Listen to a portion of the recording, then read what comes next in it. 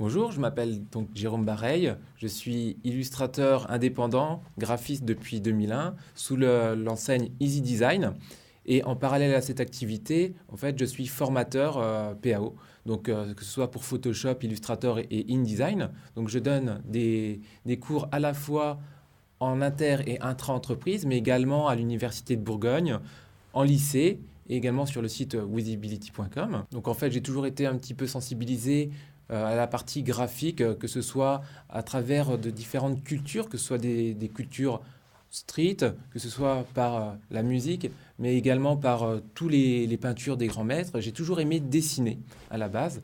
Et en fait, l'outil informatique, numérique, n'est qu'un outil de plus, justement, par rapport aux médias traditionnels. Donc, j'ai fait une formation en BTS communication visuelle en art appliqué.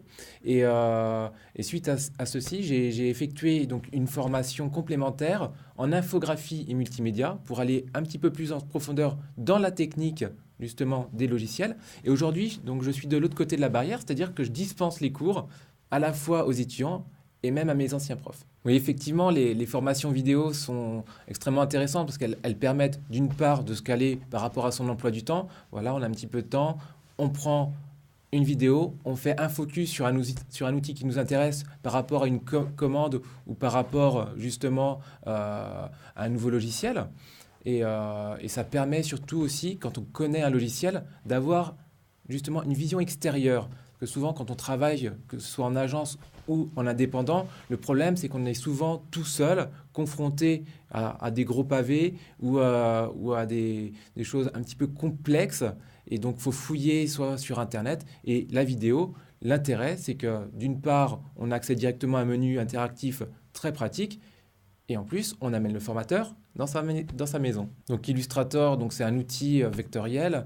Et en fait, cette approche justement du vecteur m'a toujours intéressé par son côté justement lisse et en fait, on peut vraiment se permettre de faire tout type de déclinaison à partir d'une illustration. On peut aussi bien partir sur une illustration pour un petit format, mais également le décliner, si besoin, sur une bâche d'un bâtiment.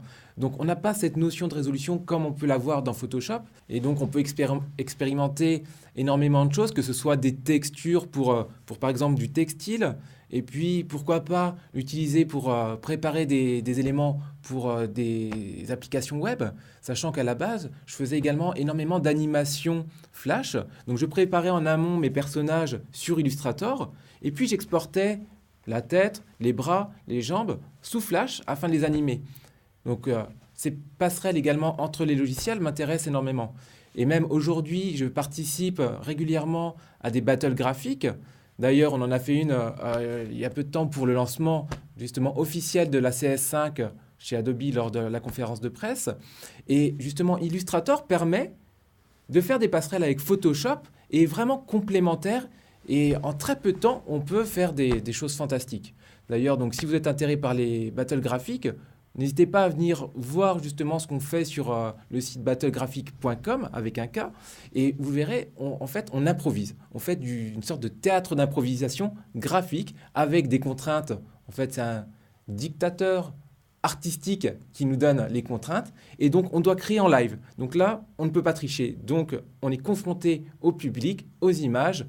Et surtout, on s'amuse. Donc, c'est aussi un outil qui permet de s'amuser.